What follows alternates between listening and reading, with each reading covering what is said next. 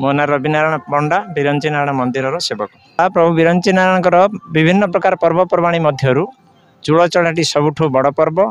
प्रभु बिरंची नारायण जन्मवार्षिक उत्सव भाव में पालन करा जाय थाए। कहीं कौ कालू आवाहमान कालू ये पर्वटी पालन करा जाउछि।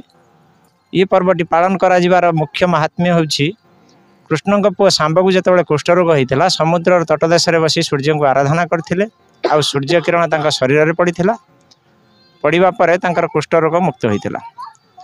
यही दिन में प्रभु सूर्य नारायण को फूल छता विंचना प्रभु को अर्पण करी विदाय नहीं से ये पर्वटी सबुठारु महात्म्य पर्व।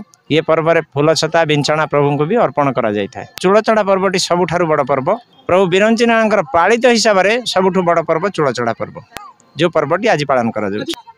संध्या ठारू वर्तमान पर्यंत पूरापूरी माहौल अच्छी चली भक्त समागम चली। बिरंची नारायण क्षेत्र एक अर्क क्षेत्र ए सूर्यंकर दिगामान उपरे ए होची चूड़चढ़ा यात्रा पालन हुए। मकर संक्रांति पर माघ षष्ठी जो बसंत ऋतुर आगमन पूर्व ए पर्व पालन हुए। यही दिन सांब तांको जो कोष्ठराज्य जो दुराग्य पाइले ये मानसिक करी जाइतिले। विश्वास नुहे ये अंगलिबा कथा। ये प्रभु बिरंची नारायण क्षेत्र में जेकोसी चर्म रोग पीड़ित रोगी हम हो से सदारे एटारे मानसिक कले ये तांकर चर्म रोग एवं कुष्ठसाध्य रोग मानक भल हुए।